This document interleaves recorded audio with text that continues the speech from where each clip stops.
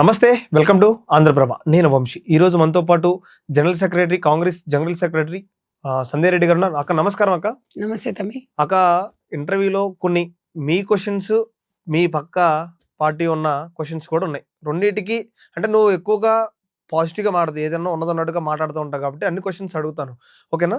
ఇప్పుడు మనం చూసుకుంటే కేటీఆర్ గురించి మాట్లాడదాం. ఎక్కువ కేటీఆర్ గురించి కేటీఆర్ ఖచ్చితంగా అరెస్ట్ చేపిస్తున్నారు. మరి అరెస్ట్ వెనుకున్న నిజాలు ఏంటి? ముఖ్యమంత్రిని తుపేల్ ముఖ్యమంత్రి, ఈ చేతగాని ముఖ్యమంత్రి ఏదో కేసులు పెడుతున్నాడు అడుగు చెప్తున్నారు రేవంత్ రెడ్డి గురించి. సో ఇప్పుడు ఆల్రెడీ గవర్నర్ కూడా అంటే మీకు ఇవ్వాల్సిన అన్ని ఇచ్చేసాడు. మరి దాన్ని నిరూపిస్తారా? రేవంత్ రెడ్డి గారికి కోర్టుకు సంబంధం ఏముందమ్మి? ఇప్పుడు నువ్వు చేసిన పాపానికి రేవంత్ రెడ్డికి ఏం సంబంధం ఉంది? కేసు పెట్టింది మీరేనా? ఒకటి మీరు అంటే ఆయన వ్యక్తిగతంగా పెట్టలేదు. బోడిలింగాలలో కోటిలింగాలో ఇదో బోడిలింగము. అవినీతి చేసిన వాళ్ళందరినీ ఇక్కడ జరిగింది ఆరోపణలు ఎదుర్కొంటుండ్రు. ఆరోపణలు ఎదుర్కొంటుండ్రు, నిందితుడు మేము చెప్పలే. నువ్వు నిరూపించుకోవాల్సింది ప్రజల ముందు, కోర్టు ముందు. రేవంత్ రెడ్డి గారు కాదు. రేవంత్ రెడ్డి గారు ఫైల్ చెప్పిండు, ఇది ఇట్లా వచ్చింది, అనుమానం వచ్చింది, వీళ్ళు ఇట్లా. ఇప్పుడు ఆధారాలతో సహా అక్కడ మేము సబ్మిట్ చేస్తాం. వాట్ ఈజ్ వాట్ అనేది కోర్టు చూసుకుంటది. రేవంత్ రెడ్డి గారికి ఏం సంబంధం ఉంటది? నేను ఒకటే చెప్పదలుచుకున్నాను, కర్మ అనేది కమ్మింగ్, కర్మ ఈజ్ కమ్మింగ్ అంటారు కదా. కర్మ సిద్ధాంతాన్ని ఎవడైనా ఆపలేడు. నేను అనేది ఏంటంటే అక్కడ చెల్లెకి గాని ఇక్కడ అన్నకు గాని ఇద్దరికి ఆపలేడు. కేసీఆర్ అనేది ఒక చరిత్ర తప్ప ఫుల్ ఫ్లెజ్డ్ గా ఇవాళ రాజకీయ నాయకుడు కాదనేది నిరూపణ అయిపోయింది. నేను అనేది ఏంటంటే అధికారం అనేది శాశ్వతం ఎవరికి కాదు. ఫర్ ఎగ్జాంపుల్ కేసీఆర్ గారినే చూయించుకోవాలి. అధికారం ఉన్నప్పుడు ఎట్లా మెగిసిపడ్డారు, అధికారం లేనప్పుడు ఎట్లుంది. అధికారం ఉన్నా అధికారం లేకపోయినా కేర్ ఆఫ్ ఎవరంటే మరి రేవంత్ అన్న. ఇవాళ కాంగ్రెస్ పార్టీలో ఎంతో మంది సీనియర్లు ఉన్నా ఆయనకు అవకాశం వచ్చింది అంటే ఆయన ఒక్కొక్క మెట్టు ఎక్కుకుంటూ వచ్చిండు. అమ్మ అయ్య పేర్లు చెప్పి ఆది పేర్లు చెప్పి రాలేదు ఆయన. ఆయన ప్రజలను నమ్ముకుంటూ, ప్రజలు ఆయన నమ్ముకుండ్రు. ఆయన కావాలనుకున్నాడు. ఓడిపోయినా కూడా ఇంట్లో పడుకోలే. కొడంగల్లో ఓడిపోతే మల్కాజ్గిరిలో గెలిచిండు. ఇది రాజకీయం అంటే, లీడర్ అంటే అది. మాస్ కి దగ్గర కావాలి అంటే ఇది. మీరు ఓడిపోతే ప్రజలలో ఓడిపోతే ఫామ్ హౌస్ లో వాడుకుంటాం, ఉంటేనేమో ఎగిసి పెడతాం అనేది ఉంది. నేను అనేది ఒకటి, ఈ కార్ రేస్ లో నేను ఏం చేయలేదు, నువ్వు ఏం చేసినావా ఏం చేయలేదు అనేది కోర్టు చూసుకుంటది. నేను ఒకటి ఇవాళ చెప్తున్నా, నువ్వు ఇలా ఎర్రిపప్పావు కాదు, చదువుకున్నాడు, నువ్వు చదువులేని దద్దమ్మవు కాదు. 44 కోట్లు ఇవాళ డైరెక్ట్ గా ఒక అకౌంట్లకి ట్రాన్స్ఫర్ అయిన ఈ కార్ లో అంటే ఒక మంత్రివర్గం ఆమోదం లేకుండా ఒక 2 కోట్లకు అదనంగా ₹1 కూడా ట్రాన్స్ఫర్ కావడానికి అవకాశం లేదు. అది ప్రతి ఒక్కరికి తెలిసిందే. నువ్వు 44 కోట్లు ఎట్లా అనేది అది క్లారిటీగా, సరే కోర్టుకు మనకు ఆధారాలు కాబట్టి టైం పడుతుండొచ్చు కానీ ప్రతి ఒక్కరికి తెలిసింది దాని గురించి. ఇవాళ గవర్నర్ ఆమోదించిండ్రు. గవర్నర్ గారికి చెప్పుకోండి. ఎందుకంటే కర్మ వచ్చేటప్పుడు కర్మ నూక్కొస్తుంది. ఇట్లా వచ్చినప్పుడు దానికి అనుభవించాలి. నువ్వు నేను బాధ్యత కాదు. చేసినప్పుడు ఏమనుకోరు, 25 ఏళ్ళు 30 ఏళ్ళు మేమే ఉంటాం, మాకెవడు లేడు, మాకు ఎదురులేడు మొగోడు అనుకుండు. ఇదే అహంకారం, ఇదే కొవ్వు, ఇదే బలుపు, ఇదే మదంతో మొన్న జూబ్లీస్ ఎలక్షన్ లో కూడా ఇదే కేటీ రామారావు, ఇదే డ్రామారావు ఒకటే మాట అన్నాడు. పిల్ల పిత్రిగాడికి ఒక్కటే చెప్తున్నా, నేను ఈ రోజు చెప్తున్నా, ఆ రోజు చెప్తున్నా. ఎందుకు ఆ మాట అంటున్నా అంటే, ఒక రేవంత్ అన్నను ఒక తెలంగాణ రాష్ట్ర ముఖ్యమంత్రిని పట్టుకొని నువ్వు ఇవాళ మూతి మీద మీసం ఉన్న మొగోడు అయితే గెలిపించుకున్నాడు. మూతి మీద మీసం ఉంది కాబట్టి, మొగోడు కాబట్టి జూబ్లీహిల్స్ ఎలక్షన్ లో కాంగ్రెస్ పార్టీ భారీ మెజార్టీతో గెలిపించుకోండు. మూతి మీద మీసం లేనని నువ్వు మొగోడువా కాదని నువ్వు నిరూపించుకో. నువ్వు ఆలోచించుకో. నువ్వు ఒకసారి ఆత్మ పరిశీలన చేసుకోవాలి. అన్ని నావే బలుపు మాటలు మాట్లాడతావంటే కాదు. ఎక్కడో నువ్వు అమెరికాలో బాత్రూలు కట్టుకున్న పెట్రోల్ బంప్ లో పని చేసుకున్నాను తీసుకుని తెలంగాణ రాష్ట్రం 2 సార్లు నీకు మంత్రి పదవి ఇచ్చి చేసేలా తెలంగాణ రాష్ట్ర ప్రజలను లూటీ చేసినావు. తెలంగాణ ప్రజలకు తెలుసు. ఇదే సామాన్యమైన జీవితంలో నుంచి వచ్చిండు, ఇదే రైతు కుటుంబంలోకి వెళ్ళి వచ్చిండు, ప్రజలలోనే ఉన్నాడు. 18 గంటలు కష్టపడుతుండు, పని చేస్తుండు, అదే కారు, అదే ఇల్లు, అదే ఏది కూడా గవర్నమెంట్ కానీ ప్రజలుగా దోసుకుంటలేడు, తింటలేడు. నీది ఎక్కడిది? మీ బతుకులు ఎక్కడ? మీరెక్కడ? మీవేవి 1000 కోట్లు? నీ పిల్ల ఏడికెళ్ళి వచ్చింది? నీ పిల్ల ఎక్కడి నుంచి ఆంధ్ర చదువుకొని ఇక్కడ వచ్చి మీకు ఒక భార్యగా అయిన తర్వాత మీ భార్య పేరు మీద అన్ని కంప్లైంట్ ఎట్లా వచ్చినాయి? ఇవన్నీ కూడా ప్రతి ఒక్కరు, నువ్వు నీ చెల్ల పెళ్లికి వచ్చినప్పుడు మీరు ఆఫ్ ద రికార్డ్ ఉంటే చూసుకోండి. ఇదే నీ చెల్ల పెళ్లికి నువ్వు అమెరికా నుంచి ఇక్కడ రానికే నీకు ఫ్లైట్ టికెట్ ఖర్చులు కూడా లేకపోతే కూడా ఇదే మా మదయాష్ కన్నా నీకు ఫ్లైట్ టికెట్ బుక్ చేసిన రోజులు ఉన్నాయి నీకు. నువ్వు ఇవాళ నీ భార్య పేరు మీద అన్ని కంపెనీలు ఎక్కడున్నాయి? ఎన్ని? ఇవాళ అదే మన తెలంగాణ ఉద్యమకారుల మన పిల్లలకు ఇవాళ ఒక్కరు కూడా ఉద్యోగం లేకుండా పోయింది. ఇన్ని కంపెనీలు ఎట్లా మొలిచినాయి? రాత్రి ఏం పెద్ద పెద్ద పట్టాలు చదువుకుందామే. ఇది మీరు అందరం ఆలోచించుకోవాలి. ఇంకేం కావాలి? అయ్యా కోర్టుకు కావాలనేమో ఆధారాలు. తెలంగాణ ప్రజలకు అవసరం లేదు. కర్రగాల్చి వాత పెట్టి అంటే ఒక మాటతో చెప్తే సరిపోదు కదా అక్క. రేవంత్ రెడ్డి నేను అన్నా కానీ చెప్తున్నా, కేటీఆర్ అన్నా కానీ ఎవరన్నా మనకంటూ తమ్మి ఒక ఆధారాలు ఉండాలి కదా. ఆధారాలు అందుకే కోర్టుకు కావాలి కాబట్టి లేట్ అయింది. అదే ప్రజా కోర్టులో ఉంటే ఫుట్బాల్ ఆడుకున్నట్టు ఆడుకునేటోళ్ళు. ఎందుకంటే మనం చట్టాన్ని చేతిలోకి తీసుకునే వ్యక్తిత్వం రేవంత్ అన్నది కాదు, తెలంగాణ ప్రజలది కూడా కాదు. కాబట్టి 2 ఏళ్ళు ఇటు చేసిన ఆగడాలకు ఆగిండ్రు. అదే నువ్వు నిజంగా చట్టాన్ని మా చేతులకు తీసుకుంటే ఎప్పుడో బొక్కలేదు. అది కాదు కదా. ఏదున్నా కర్త క్రియ కర్మ అని కేటీ రామారావు డ్రామారావు ఇవన్నీ కూడా ఆయనదే. కాబట్టి దాన్ని ఎవడు ఆపలేడు. 100% తిన్నే కక్కిస్తారు. ఇప్పుడు కానీ పూజన చేస్తే కూడా అందాల పోటీలు పెట్టారు. ఎందుకంటే తెలంగాణ డెవలప్మెంట్ కోసం చెప్తున్నారు. కేటీఆర్ పెడితే తప్పే ఉంది. ఒకటి చెప్పండి, ఒకటి వినండి. డెవలప్మెంట్ కోసం మీరు 100 మాట్లాడారు. మీరు డెవలప్ ఏదో ఒక్కదాన్ని పట్టుకొని మాటలు కాదు. ఇవాళ బతుకమ్మ చీరలు మీరు ఇస్తేనేమో ఆ రోజు లంగోట్లు చిన్నపిల్లలకు ముడ్లకు లంగోట్లు కట్టుకొని కూడా పనికి రాలేదు. ఇలా పిట్టెలను కొట్టనీకే, ఈగలను కొట్టే, దోమల కొట్టనీకే పనికొచ్చినాయి. ఇలా మేము ఇచ్చిన చీరలు మా మంత్రులు ఇలా చూడండి, ఒక సీఎం పక్కన ఇంత మంత్రులు ఉండి ఎంత ఆనందంతో ఉంది. ఎన్నడన్నా ఈయన కేసీఆర్ గారు ఎన్నడంటే మంత్రిని పక్కన పెట్టుకుని ఎమ్మెల్యేని పెట్టుకుని ఎన్నడన్నా ఉన్నదా? మేము అనేది ఏంటంటే కాంగ్రెస్ పార్టీ కన్నతల్లి లాంటిది, అందరి గురించి ఆలోచిస్తుంది. ఇలా మంత్రులు భార్యలు కూడా చీరలు కట్టుకుంటారంటే సరే, మనం ఎవరిని తెలంగాణ ప్రజలు తక్కువ చేశాను కాదు. ఉన్నోడు లేనోడు గిప్పోడు భేద అనేది అది ఎప్పుడు ఆనాది కాలం నుంచి వస్తుంది. మా అన్నలు మా వదినలు కూడా కట్టుకునే చీరలు అని అంటే ఇవాళ ఎంత అంటే ఒక భార్యకు ఒక భర్త ఒక చీర ఇప్పించినప్పుడు ఫేస్ లో ఎంత ఆనందం ఉంటుందో ఆ రకంగా అంత ఫీల్ అయింది అక్కడ. మా తెలంగాణ అక్క చెల్లెలందరూ కూడా అలాంటి చీర కట్టుకోవాలంటే సిరిసిల్లలు నేసిన చీరలు ఇవి చేనేత కార్మికుల నుంచి వచ్చినాయి. ఇవి సూరత్ లో తెచ్చుకునే కాదు, తెలంగాణ ప్రజలు మోసం చేయడం కాదు.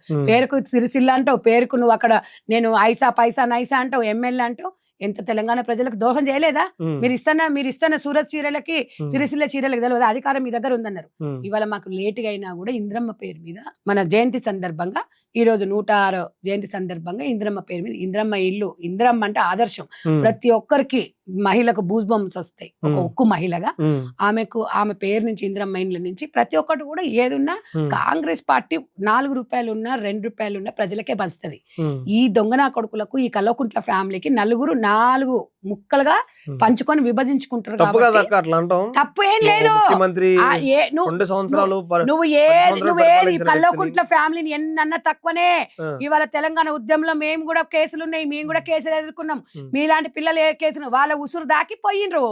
వాళ్ళు ఉసురు దాకి ప్రాణాలు కోల్పోయిన వాళ్ళ కన్నా ఎక్కువ వీళ్ళని తిట్టడం సిగ్గుండాలి. తిన్నోడు తన్నే దావడన్నట్టు సిగ్గు లేకుండా ఉన్నారు. నేను ఒక్కడే చెప్తున్నా, ఇవాళ కేసీఆర్ ఎందుకు ఫామ్ హౌస్ లో అనుకుండు? కేసీఆర్ అనేది ఒక చరిత్ర. ఆయన ఫుల్ టైం పాలిటిక్స్ లీడర్ కానే కాదు.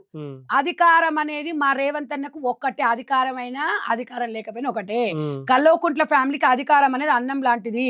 అది తినకపోతే వాళ్ళు బతికి బయట కట్టారు. తప్పులు ఒప్పులు లెక్కించే టైం పోయింది ఎప్పుడో. ఇవాళ తెలంగాణ రాష్ట్రాన్ని ఇంత ముక్కలుగా చేసి ఇంత దోసుకున్న తర్వాత కూడా వాళ్ళని అనకపోతే మన మీద మనమే నిందించుకోవాల్సిన పరిస్థితి. కాంగ్రెస్ నాయకులేమో ముక్కలు చేశారంటారు, బీఆర్ఎస్ నాయకులేమో బంగారు తెలంగాణ చేసి అంటారు. ఏం బంగారు తెలంగాణ చేసి 30,000 కోట్లతో అనేది 1,00,000 కోట్లు కాళేశ్వరం ప్రాజెక్టుదా? మీరు ఇంత అవినీతి చేసుకుంటూ బర్ల స్కాము, గొర్రెల స్కాము, ఈ కార్ రేసు, ఈ ఫోన్ ట్యాపింగులు. ఇవాళ ఒక తెలంగాణ రాష్ట్రంలో నీలాంటి బిడ్డ, నీలాంటి ఆడపడుచులు, మీ ఇంట్లో ఫ్యామిలీ లాంటి వాళ్ళు, ఒక సగటు ఆడ మనిషి లేకపోతే ఒక 20,000 30,000 ఉద్యోగం చేసుకున్నాడు, గజం జాగా కొనుక్కోలేకుండా దరిద్రం ఉన్న కొడుకులు ఇట్లా తయారు చేసిపోయారు. ఒక పెట్ల 100 కోట్ల ఎకరం భూమి అంటే ఎక్కడున్నా తమ్మి నువ్వు? ఎవరిది తమ్మి ఇది? ఏ తెలంగాణ ఎవరి కోసం చెప్పు? మనము తెలంగాణ ఇవాళ ఇంద్రమ్మ ఇండ్లు మేము ఎందుకు ఇస్తున్నాం? గ్రామీణ ప్రాంతాలలో ఎక్కడో డబుల్ బెడ్రూమ్ ఇండ్లు కట్టి ఎవరికి కుక్కలు కూడా పండుకునే పరిస్థితిలో ఉన్న డబుల్ బెడ్రూమ్లు ఇల్లు అని చెప్పి ఎవరికి ఇచ్చినావు? ఎవరికి చేసినావు? నువ్వు ఊర్లల్లో నువ్వు విడదీస్తివి. ఇక్కడి నుంచి తీసుకుపోయి అక్కడి నుంచి ఎక్కడో వేస్తివి. నువ్వు అదే ఊర్లలో అదే గవర్నమెంట్ జాగా ఏమన్నా ఉన్నా లేకపోతే తక్కువ ధరకు వచ్చినా కొంచెం కొనుక్కొని ఇండ్లు ఇచ్చి ప్రతి ఇంద్రమ్మ ఇల్లు ఇచ్చింది కాంగ్రెస్ పార్టీ. మీరు తిట్టిరు అంటే ఏమిటికి తిట్టరు? ఏమన్నా నాకు ఇప్పుడు కేసీఆర్ ని ఎంత మెచ్చుకున్న వాళ్ళు ఎందుకు తిడుతున్నారు? ఇవాళ ఏమయ్యింది? అధికారం లేకపోతే ప్రజలకు భరోసా ఇవ్వవా? ఇది పోతే ఇంకా 3 ఏళ్ళు ఉంది. ఒకసారి ఓడిపోతే మళ్ళీ ఉంటది. ఇప్పుడు మా రేవంత్ అని అట్లనే ఊరుకున్నాడు ఆయన? చెప్పండి, ఊరుకోలేదు కదా. ఇవాళ ఆయనను ఎంత ప్రయత్నం చేసి జైల్లో కూడా వేసారు. అదరలేదు, బెదరలేదు. అది మగోడు. మగవాడు అంటే ఒక మొగోడు అంటే ఇలా కేసీఆర్ కల్వకుంట్ల ఫ్యామిలీకి కరెక్ట్ మొగుడు అంటే రేవంత్ రెడ్డి గారు. అది 100% ఎవరన్నా అనకపోయినా. అది పాలమూరు ముద్దు బిడ్డ, నువ్వు పాలమూరు వ్యక్తి ఈరోజు నిరూపించుకున్నాడు అనేది మనం అందరం కూడా ఆలోచించుకోవాలి. కర్మ సిద్ధాంతాన్ని ఎవ్వడు తప్పించలేడు. 100% పోవాల్సిందే, జైలుకు పోవాల్సిందే. ఆయన కూడా షోక్ ఉందిలే, జైలుకు పోయినోడు అందరూ సీఎం అవుతారని. కాబట్టి పోతాడేమో. ఓకే. అది ఇప్పుడు చట్టాన్ని మన చేతులకు తీసుకుంటలేము. నువ్వు అడిగిన వాటి నేను చెప్తున్నా, జరిగింది అది. నీకు ప్రూఫ్ ఉందా, ఆ ప్రూఫ్ ఉందా అంటే మనం అవి అనే లోపలే చట్టం తన పని దాన్ని చేసుకొని పోతాం. ప్రూఫ్లు ఉన్నాయా అంటే ప్రూఫ్లు లేకుండా రేవంత్ రెడ్డి మాట్లాడా? ఒకటి చెప్పండి, ఇప్పుడు నిరూపించాల్సింది రేవంత్ రెడ్డి కదా. ఒకటి రేవంత్ రెడ్డి గారిని మీరు అనొద్దు. యాజ్ ఒక సీఎం గా అక్కడ అన్ని ప్రతి ఒక్కటి అక్కడ అవినీతి జరిగింది అనేది క్లారిటీగా మీడియా సమక్షంలోనే పెట్టిండ్రు. అది కోర్టుకు సబ్మిట్ చేస్తాం, కోర్టు నిర్ణయాలు తీసుకుంటారు. ఇప్పుడు మన కండ్ల ముందల ఎన్నో జరుగుతుంటాయి, జరిగినా కూడా దానికి ఒక పరిధి ఉంటది. కాబట్టి అది చట్టాన్ని మా అన్న చేతులకు తీసుకోడు. కల్వకుంట్ల ఫ్యామిలీ కాదు ఇది, అనుముల రేవంత్ రెడ్డి. ఆయన చట్టాన్ని ఎప్పుడు చేతులకు తీసుకోడు. ఆయన ఏదున్నా చట్టపరంగానే పోవాలని ఒక ఆలోచనతో ఉంటాడు. అక్క ఇప్పుడు చూసుకున్నట్టయితే జాగృతి పార్టీ కవిత మనం ఎక్కడ చూసినా పాదయాత్రలు కానీ ప్రతి విషయంలో మాట్లాడుతున్నారు. సో ఇందులో కల్వకుంట్ల ఫ్యామిలీ గురించి వచ్చింది కాబట్టి ఏమో బయటకు వచ్చింది. మరి సో కల్వకుంట్ల కవిత అంటామా లేకపోతే ఏ విధంగా అంటారు మీరైనా? ఒకటి చెప్పలేను తమ్మి, ఇవాళ కల్వకుంట్ల కవిత ఒకప్పుడు ఎట్లుంది, గత 12-13 సంవత్సరాల క్రితం ఎట్లా ఉంది, మొన్న ఒక 2 సంవత్సరాల క్రితం ఎట్లా ఉంది, ఈ రోజు ఎట్లా ఉంది. తివార్ జైలుకి పోయి తినేదరగక లిక్కర్ దందాలు చేసి తివార్ జైలుకు పోయించింది. తివార్ జైలుకు పోయించిన తర్వాత ప్రజలు పట్టించుకుంటలేదు. నేను చెప్పినా కదా ఇందాక, కల్వకుంట్ల ఫ్యామిలీకి అధికారం లేకపోతే బతకలేరని. నేను అనేది ఏంటంటే ఇవాళ ఇవి నాకు ఎందుకంటే మరి మీడియా పరంగా నేను చిన్నదంటేనే నువ్వు తప్పు అంటున్నావు. ఒక పాత సామెత ఏంది గుర్తొస్తుందంటే, మనం వేషాలు మారవంగానే మన మనసు మారదు. ఒకటి పాత సామెత ఏంది, ప్రతివేత పరమానం ఉండదు తెల్లార వరకు జల్లారలేదు. ఇది కొత్త సామెత ఏంది, ప్రతివేత ఇంట్లోకి పాము దూరుతానంట దూల మీద ఉన్నోడు దుంకు సచ్చిండంట. అంటే దీనికి రిలేటెడ్ ఉంటది. ఎందుకు అంటే ఇవన్నీ అందరు మర్చిపోవాలి. నీకు సింగరేణి కార్మికులకు ఉద్యోగాలు వస్తలేవు, సింగరేణి కార్మికులు ఇట్లా అని చెప్పి ఇది జరుగుతుంది, ఇక్కడ అవి అయింది, అవుట్ సోర్సింగ్ రెగ్యులరైజేషన్ లేదు, ఈ పాపం అంతా ఇవ్వందమ్మా. నువ్వు గౌరవాధ్యక్షురాలు లేవు, అప్పుడు గుర్తురాలా? నువ్వు అదే 1500 మంది దగ్గర ఎన్ని డబ్బులు తీసుకున్నావు తెలియదా గౌరవాధ్యక్షురాలు ఉన్నప్పుడు? ఇవన్నీ నువ్వు చేసి ఈ ఏషాలేంది, ఈ గంగిరెద్ది ఏషాలేంది అంటే, నువ్వు గతంలో అధికారం ఉన్నప్పుడేమో వీళ్ళందరిని ఎవరిని కూడా కళ్ళకు కూడా కనిపించేటోళ్ళు గారు. ఇలా నువ్వేదో వేషం మార్చినంత మాత్రం నేను ఏదో తమిళనాడు జయలలిత లాగా మారవంగానే నువ్వు 600 జయలలిత కాళ్ళకు ఊరికింది గానికి రావు. ఒకటే గుర్తు పెట్టుకోవాలి, మనసు మారాలి. మనం ఇక్కడ వేషాలు మార్చినంత ఈజీగా తెలంగాణ ప్రజల పక్షాన ఉంటాం తప్పంటారా కవిత? అప్పుడు ఉండలేకపోయింది, ఇప్పుడు ఒకటి చెప్పనా, నిజంగా అయితే బాగుండు. ఎప్పుడు కూడా ఒక మనిషి వాళ్ళ పుట్టుకతో వస్తుంది స్వభావం. ఎందుకు జాగృతితోని తనతో 6-7 సంవత్సరాలు పనిచేసిన, ఒక 200-300 మంది పిల్లలను పనిచేసిన. మా తమ్ముళ్ళకి ఎందుకు న్యాయం చేయలే జాగృతిలో? బిఆర్ఎస్ అనేది ఎన్జిఓ అని చెప్పింది మాకు. ఆమె ఎంపీ అయిన తర్వాత రిలేటెడ్ అనుబంధ సంస్థ అనేది ఓకే, రెస్పెక్ట్ చేద్దాం. నువ్వు అనుబంధ సంస్థ అయినప్పుడు ఎందుకు ఒక పార్టీ పదంగా ఒక పదవి ఇప్పలేదు జాగృతి వాళ్ళకు? ఎందుకు ఒక కార్పొరేషన్ చైర్మన్ ఇప్పియలేదు? ఎందుకు ఒక ఎమ్మెల్యే టికెట్ ఇప్పియలేదు? ఎందుకు ఒక ఎమ్మెల్సీ పదవి ఇప్పియలేదు? ఎంతమందిని మోసం చేస్తావు? ఇన్ని వేల కోట్లు దండుకున్నావు. 12,000 రూపాయల ఇంట్లో కిరాయిన్న నువ్వు ఇలా 150 కోట్లు 200 కోట్లు పెట్టి ఇల్లు కట్టుకున్నావు. మరి మన పిల్లలు ఇవాళ మన కొదాటి సీను, శ్రీకాంత్, విక్రాంత్, సంధ్యారెడ్డి, కుమారు, వీళ్ళందరూ వీళ్ళ పరిస్థితి ఏంది? సాబేరు, వీళ్ళందరూ ఎక్కడ పోయారు? ఇవాళ నువ్వు నీ మీద ఎన్ని కేసులు ఉంటే మా మీద అన్ని కేసులు ఉన్నాయి. కానీ మేము సంతోషంగా ఏంటంటే తెలంగాణ కోసం ఉద్యమం చేసినాం అనుకున్నావు. నువ్వు ఉద్యమాలు చేసి కోట్లు అందుకున్నావు. ఇవాళ నువ్వెక్కడా? నీ పరిస్థితి ఏంది? నీ పరిస్థితి ఏంది? మీ మావేంది? మీ అత్తగారు ఏంది? మీ పొజిషన్ ఏంది? మీ హస్బెండ్ ఏం జాబ్ చేస్తాడు? మీ అత్తగారి పొజిషన్ ఏముంది? నువ్వు ఎంపీగా పోటీ చేసినప్పుడు హౌసింగ్ బోర్డులో నిజామాబాద్ లో 12 లక్షల రూపాయలు ఇల్లు మీ మామది, ఆ 4 రూమ్లల్లా. ఇవాళ అది బిల్డింగ్ అయింది, ఒక ఉద్యానవనం అయింది. ఈ రకంగా నువ్వు ప్రజలకు దోసుకోకపోతే నువ్వు అంటావు అక్క వాళ్ళు బిజినెస్లు చేస్తున్నారు. ఏం బిజినెస్లు చేస్తారు తమ్మి?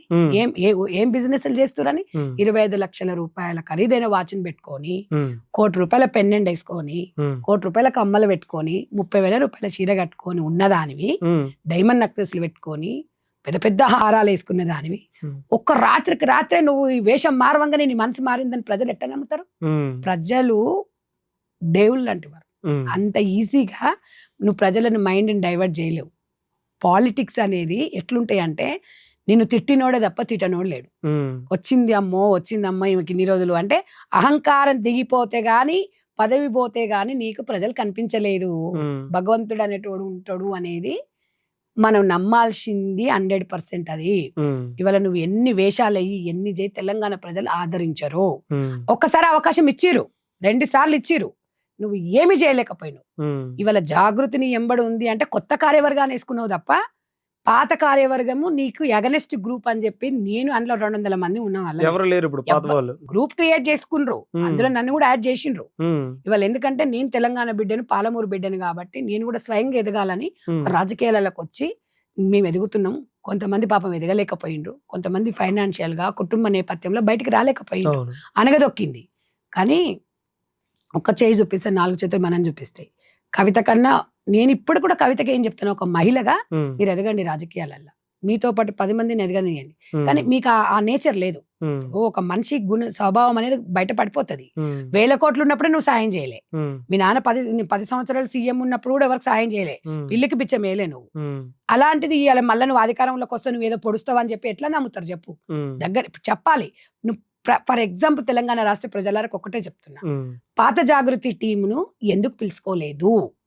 నిజంగా ఆమె మనసు మారినట్టయితే, ఆమె స్వభావం మారినట్టయితే చాలా మంది ఉన్నారు, వాళ్ళని పిలుచుకొని అదే టీంను ముందుకు వెళ్ళండి. సరే నేను తప్పో చేసినో ఒప్పో చేసినో మీకు నేను మీ లైఫ్కు నేను గ్యారంటీ అని చెప్పేసి వాళ్ళని తీసుకొని పోతే మీరు అన్నట్టుగా ఉమ్, కొద్దో గొప్ప తెలంగాణ ప్రజలు నమ్మేటోళ్ళు. ఉమ్, నువ్వు పాతోళ్ళని పక్కన పెట్టేసి నువ్వు కొత్తోళ్ళని తీసుకొచ్చుకొని నువ్వు జాగృతి బాటలో పడితే నేను ఎవడా నమ్మేటోడు? ఉమ్, ఫస్ట్ ఎవడు నమ్మేటోడు? ఉమ్, రమ్మనండి, నాకు కామెంట్స్ పెట్టమనండి, ఉమ్, నేను గాంధీ భవన్లో ఉంటా, నా అడ్రస్ చెప్తా, నా పేరు సంధ్యారెడ్డి, నేను తెలంగాణ రాష్ట్రంలోనే ఉంటా, ఉమ్, నా దగ్గరకు వచ్చి ఛాలెంజ్ చేయమని నేను చెప్తా కవిత గురించి. ఉమ్, మీ ఉట్టిగా మాట్లాడంగానే పబ్లిసిటీ కోసం ఉమ్, తెలంగాణలో కవిత అనేది ఒకసారి కనిపించి రావాలి. అమ్మో ఈమె ఏదో చేస్తుందని ఓ చేతిలో 10,000 పెట్టంగానే కాదు. ప్రతి జిల్లాకి వెళ్తున్నట్టుంది ఈ మధ్య. జిల్లాలకు పోతారు, రేపు పార్టీ పెట్టాలి కదా. ఉమ్, నేను తినేని ఇప్పుడు కోట్లు ఉన్నాయి, మరి అంత డబ్బు ఉందంటారా? 1000 కోట్లు 1000 కోట్లు. 1000 కోట్లు దండుకుంది. ఉమ్, ఇప్పుడు ఒక మనిషిని డబ్బులు పెట్టి కొంటది ఆమె. ఉమ్, నువ్వు మన తెలంగాణలో మేము ఆత్మాభిమానంతో బతకటోళ్ళం, అవును. కనీసం మినిమం రెస్పెక్ట్ ఇవ్వదు. ఒక ఉమ్, మహిళ అంటే గౌరవం లేదు. నీ ఎమ్మడి ఇంతమంది మహిళలను పనిచేసినావు, ఉమ్, నువ్వు ఏమి ఇప్పించినావు? ఏం పదవులు ఇప్పించినావు? ఉమ్, నువ్వు ఒక్కదాని ఎందుకు తీసుకున్నావు పదవులు? ఉమ్, ఏ ఒక్కరు 5 మందికి ఓ 10 మందికి ఇలా ఇచ్చినామని చెప్పమని తమ్మి, ఉమ్, నేను ఒప్పుకుంటా, ఉమ్, అప్పుడు నేను నమ్ముతా. ఉమ్, నీ స్వభావం అలాంటిది కాదు, ఉమ్, మేకవన్న పులి. ఉమ్. నేను చెప్తున్నాను కదా, ఎందుకు అలా మేకవన్ పులి అంటే? అంతే. ఆమె భర్త వచ్చింది అది. చూపిస్తారు ఏమైనా విజువల్స్ ఆమె ఏమైనా ఉన్నాయా? ఇప్పుడు ఆ. నేను ఒకటి తమ్మి, ఇప్పుడు ఆమె నిన్నమన్నా ఉమ్, నిన్నమన్నా ఏం చేసింది? ఉమ్. ఇగో కేసీఆర్ దగ్గర ఉన్నప్పుడు ఇగో ఇట్లుంది, ఒక్కసారి మీరు చూడండి. ఆ, ఇప్పుడు కవిత ఎట్లుంది? ఆ, ఇగో ఓకే. ఇగో ఈమె కొప్పు. ఆ, ఇది అంటే నీకు అహంకారం అనేది ఉమ్, దిగిపోయిన తర్వాత ఈ సమస్యలు. ఉమ్, ఇగో ఇది ఎంత ఉంటుంది చీర? ఉమ్, ఓ 700 800. ఉమ్. నువ్వు ఇదే అంత చీప్ కట్టిద్దంటారా? ఆ? అంత చీప్ ఇప్పుడు చీప్ జనాలకు వస్తే చీపే కట్టాలి, నమ్మియొద్దా? నేను నీలాంటారు ఒక మాట అంటే అక్క గట్లంటావు అంటివి. ఆ. మరి ఇప్పుడు ఇవాళ ఇది ఎంత పట్టు చీర? ఆ. 35,000 ఇది. ఉమ్, మరి ఇక 35,000 ఎక్కడ, 700 ఎక్కడ? ఉమ్, పడిచీర కట్టుకొని పోతే నీ ఇంటికి పోతే నీకేం విలువిస్తారా? ఉమ్. ఇప్పుడు అడక తిన్నటోడు పడిచీర కట్టుకొని పోతే వేస్తాడు ఎవడన్నా? రాజకీయమా?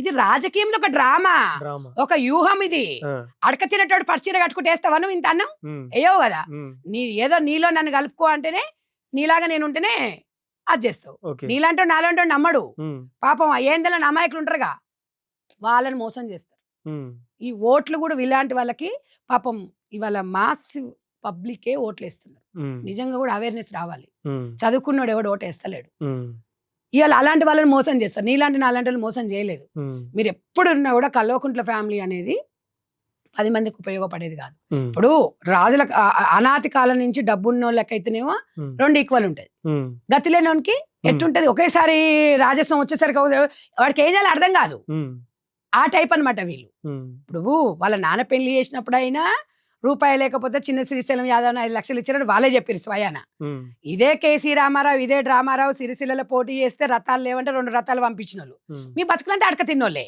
ఉమ్, ఇవాళ నువ్వు కోట్లు సంపాదించుకొని నువ్వు సరే, మరి నేను ఇప్పుడు అంటే నిజంగానే పోయి జనం బాట పడుతుంది. మరి గవేంటివి డైమండ్ సెట్లు వేసుకొని పర్చీరలు కట్టుకొని బతుకమ్మలు ఆడి 30,000 చీర 40,000 చీర కట్టుకొని ఎట్లా ఆడుతీవి? ఉమ్, మరి అవి ఎక్కడ వాయే? ఉమ్, ఎక్కడ వాయే అవి? ఉమ్, మరి ఏం లేనిదే నువ్వు తివార్ జైలుకి పోయినావా? తివార్ జైలుకి ఎందుకో నిన్ను నన్ను అయ్యారు, ఉమ్, ఎందుకో తివార్ జైలు బీఆర్ఎస్ పార్టీలో ఆడవాళ్ళందరూ పనిచేసారు, మరి వాళ్ళు పోలేదు. ఉమ్, కేసీఆర్ బిడ్డనే ఎందుకు పోయింది? ఉమ్, ఏం ఉద్యోగాలు చేసినావని చెప్పి 23 సెల్ ఫోన్లు, ఉమ్, దగ్గర 23 ఐఫోన్లు అంటే 2 లక్షలు. 1 కోటి రూపాయలు నువ్వు ఫోన్లకే వెచ్చినవే ఉమ్, అంటే ఏంది? మీ బతికెంత, మీరెంత, మీ బిచాన్ ఎంత? ఉమ్, డబ్బు. మనిషి ఉమ్, ఎన్ని రోజులు బ్రతుకుతున్నామని కాదు, ఉమ్, నీతితో బతుకుతున్నామా లేదా? ఉమ్. ఈ అందశ్రీ అన్న ఉండు, ఉమ్, కోట్లు వేసుకొని పోయిండా? ఉమ్, తెలంగాణ ప్రభుత్వం 1 కోటి రూపాయలు ఇచ్చింది, ఇల్లు కట్టుకో, ఇల్లు ఎంబడేసుకోపోలే. ఉమ్, ఆత్మాభిమానాన్ని తెలంగాణ మనుషులను దోసుకున్నాడు. అవును. మరి రేవంత్ అన్న ఎక్కడ?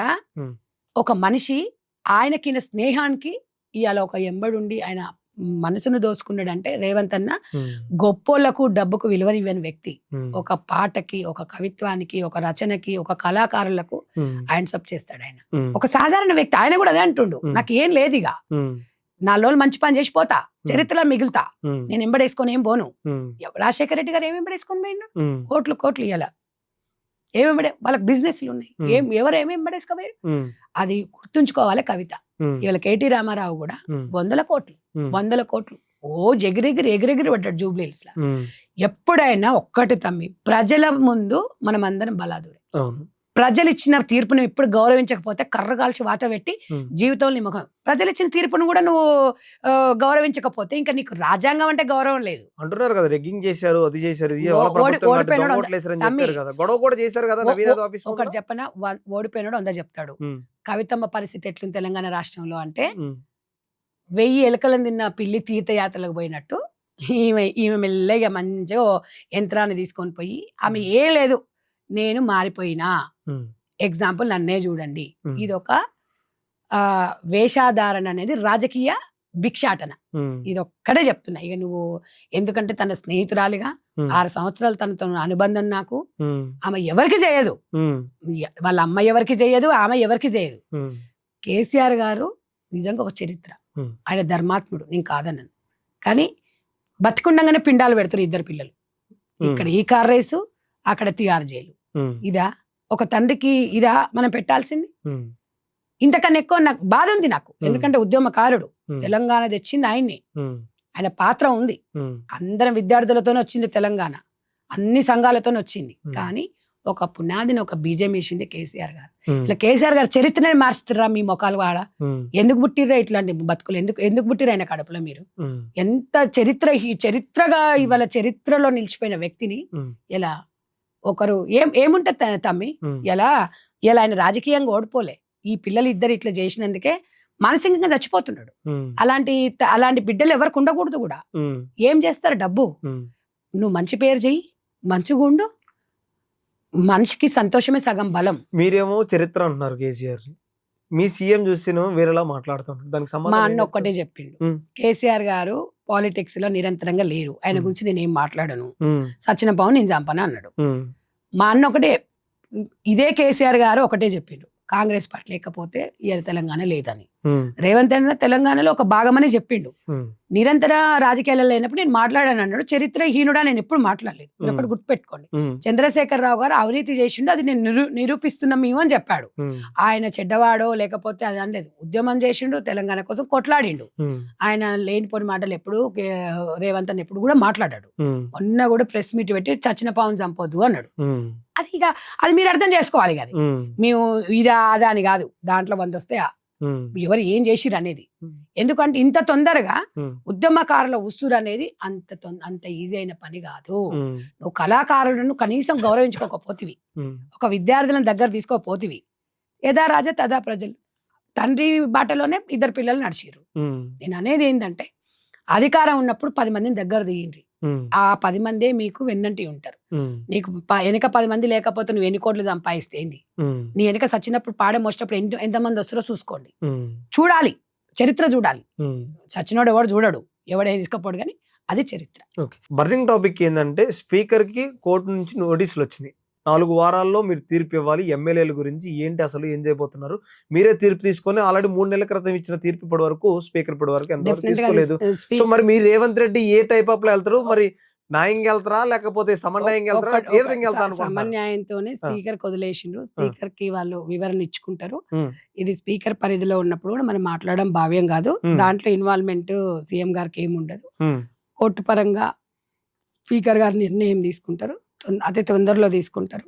బైబిల్ వస్తుందా మళ్ళీ? నేను అనేది అదే, వాళ్ళ వివరణను బట్టి దాన్ని బట్టి ఉంటది. డెఫినెట్ గా దానివల్ల మనం ఇప్పుడు సమాజానికో లేకపోతే ఇంకా దాని గురించి పెద్దగా నేనైతే పట్టించుకోను. సరే, వాళ్ళు దేనికోసం అక్కడ ఉన్న ప్రజల కోసం మారిండ్రు అంటారు. అది వివరణ నువ్వు నేను చెప్తే కాదు. రేవంత్ అన్న కారకుడు కాదుగా. అక్కడ ఉన్న స్పీకర్ కి అక్కడ రాజీనామా చేస్తారా లేకపోతే అదే కొనసాగిస్తారా, మేము ఇలాగే రిలేటెడ్ గా కాంగ్రెస్ కుంటారా అనేది వివరణ ఇవ్వాల్సింది ఎమ్మెల్యే గారు, వివరణ కోరేది స్పీకర్ గారు. దానికి రేవంత్ రెడ్డి గారికి ఏం సంబంధం, రాహుల్ గారికి ఏం సంబంధం, కాంగ్రెస్ పార్టీకి ఏం సంబంధం?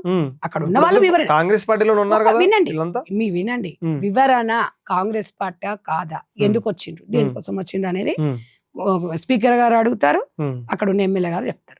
దానికి సంధ్యారెడ్డి లేకపోతే రేవంత్ రెడ్డి గారు లేకపోతే కాంగ్రెస్ పార్టీ దానికి సమాధానం చెప్పారు. ఇప్పుడు ఖైరతాబాద్ లో బైపోల్ వచ్చే అవకాశం ఖచ్చితంగా వచ్చింది. సో సస్పెండ్ చేయకముందు రాజీనామా చేసి ఎమ్మెల్యే పదవికి మళ్ళా వచ్చే అవకాశం ఉందన్నారు. ఒకవేళ వస్తే ఎలా ఉంటుంది అంటారు? మళ్ళీ కాంగ్రెస్ ఎలా ఉంటది? కాంగ్రెస్ తెలంగాణ రాష్ట్రంలో ప్రజలు ఆశీర్వదిస్తున్నారు, అర్థం చేసుకున్నారు మెయిన్ గా. ఎందుకంటే ఏదైనా ఒక మనిషిని ఇప్పుడు కొత్తగా పెళ్ళైన జంటలు భార్య భర్తలు అర్థం చేసుకోవాలంటే కొంచెం టైం పడుతుంది. ఆ అర్థం చేసుకున్న టైంలోనే కొన్ని విమర్శలు వస్తాయి, విభేదాలు వస్తాయి, విడిపోయడానికి వస్తుంది. నువ్వు అర్థం చేసుకున్న తర్వాత 100 సంవత్సరాలు బాగుంటావు. స్టార్టింగ్ లో కొంచెం తెలంగాణ ప్రజలకు అర్థం కాల వాట్ ఈజ్ వాట్ అని. ఇప్పుడు అర్థమైంది, అవకాశం ఇస్తుర్రు. 10 ఏళ్ళు కేసీఆర్కి ఇచ్చినాం, 2 ఏళ్ళకే మనం ఎందుకు అనాలని మేము అనట్లేదు. అక్కడ జూబ్లీస్ ఎలక్షన్ లో మనం మీరు చూసిండ్రు, మామూలు సామాన్యమైన ప్రజలను కూడా మీరు వాయిస్ తీసుకున్నప్పుడు అన్నారు 2 ఏళ్ళకే మనం ఇట్లా అంటే ఎట్లా, రేవంత్ అన్న చేస్తూనే ఉండు, ఆయన శాయశక్తిలో ప్రయత్నిస్తుండు. ఓపెన్ గా 18,000 కోట్లు ఇలా 18,500 కోట్లు మన దగ్గర ఉన్నాయి. ఈ దరిద్రుడు చేసిపోయిన వడ్డీకి 6,500 కోట్లు కడుతుండు. ఉద్యోగస్తులకు 5,000 కోట్లు 6,000 కోట్లు ఉన్నది, మంచి చెడు అన్ని ఉందని ఓపెన్ గా చెప్తుండు. ఎన్నడన్నా కేసీఆర్ చెప్పిండా? ఎన్నడన్నా ఈ విషయాలు చెప్పిండా? అప్పులు తీసుకొచ్చి రాష్ట్రాన్ని రావాలని కష్టం చేసిండు. కాబట్టి కాంగ్రెస్ పార్టీని ఆదరిస్తారు. డెఫినెట్ గా 3 సంవత్సరాలు కాంగ్రెస్ పార్టీ అధికారంలో ఉంది. ఇంకా వచ్చే 10 సంవత్సరాలు కూడా కాంగ్రెస్ పార్టీ ఉంటది. ఒకటే చెప్తున్నాను, తెలంగాణ రాష్ట్రంలో మునుగోడు ఉప ఎన్నికలలో ఇదే కేసీఆర్ గారు ఒక మాట చెప్పిండు, పాలిచ్చే ఆవు కావాలన్నా గడ్డి తినే దున్నపోతు కావాలన్నా అని ఒక హితబోధ చేసిండు. అది కూడా కర్మనే. ఆ కర్మనే మొన్న జూబ్లీస్ ఎలక్షన్ లో నీకు ఇచ్చింది. జూబ్లీస్ లో మొత్తం విను, ఇప్పుడు ఒకటి తమ్మి, ఇవాళ పాలిచ్చే ఆవును కాంగ్రెస్ పార్టీని కోరుకున్నారు. గడ్డి తినే దున్నపోతుని ఫామ్ హౌస్ లో పడుకోబెట్టింది. ఇప్పుడు రెగ్గింగ్ అంటారు, దొంగోట్లు అంటారు. ఒక్కటి చెప్పండి, అరే వాళ్ళ పనే అది. ఇప్పుడు ఒక ఓడిపోయేటప్పుడు బాధ ఎట్లుంటది? ఇప్పుడు సునీతమ్మ ఎగ్జాంపుల్ చూడు, టికెట్ వచ్చినప్పటి నుంచి ఒక్క మాట కూడా మాట్లాడాలి. అట్లీస్ట్ ఒక మహిళగా మాట్లాడి 10 మందికి ఒక భరోసా కల్పించేంత కెపాసిటీ తనకు లేకుండే. నువ్వు అదే ఓడిపోతున్నావు అని తెలిసిన తర్వాత తను ఒక గూండాయిజం, రౌడీయిజం ఎట్లా చూపించింది అనేది మీరే చూడండి. ఒక మహిళకి తప్పు జరుగుతున్నప్పుడు మాట్లాడే 100% వినండి, 100% దానికి ఒక చట్టం ఉంటే దానికి అది ఉంటది. రోడ్ల మీద కూర్చుంటే ఆమెకి ఏదైనా జరిగినా మా బాధ్యతనే. ఒక ఆడబిడ్డగా తన భర్త చనిపోయిండు, మేము పుట్టడి దుఃఖంలో ఉంది, మేమందరం కూడా సానుభూతి తెలియజేస్తాము, హక్కున చేర్చుకుంటాం. కానీ సానుభూతికి సంగీతానికి చింతకాయలు రాలవు. ఇంకొకటి, ఇప్పుడు మేము ఫుల్ టైం పాలిటిక్స్ లో ఉన్నాం, నీకు తెలుసు తమ్ముడు, మా వెనక నా మొగడు ఏం లేడు, మేము తిరిగే పొలిటికల్ లో మా ఫాదర్ ఏం లేడు, నా బ్యాక్గ్రౌండ్ ఏం లేదు. ఇప్పుడు సంధ్యారెడ్డి వెనుక ఒక స్పోక్స్ పర్సన్ గా కాంగ్రెస్ పార్టీ నాకు ఒక అవకాశం ఇచ్చింది, నేను నిరూపించుకున్నా. కాబట్టి నాకు మళ్ళీ దీన్ని బాగా చేయగలుగుతుంది, మాట్లాడగలుగుతుంది, సమాజంలో పార్టీకి సేవలు చేస్తుంది అనే ఒక గుర్తింపు నుంచి కాంగ్రెస్ పార్టీ జనరల్ సెక్రటరీ ఇచ్చింది. బట్ నేను ఇండివిజువల్ గా ఎదిగినాను కాబట్టి నా మీద పార్టీకి నమ్మకం. ఇవాళ ఒక భర్త చాటు భార్య, అట్లా నేను మహిళలు రాజకీయాలకు రావద్దని నేను చెప్పను.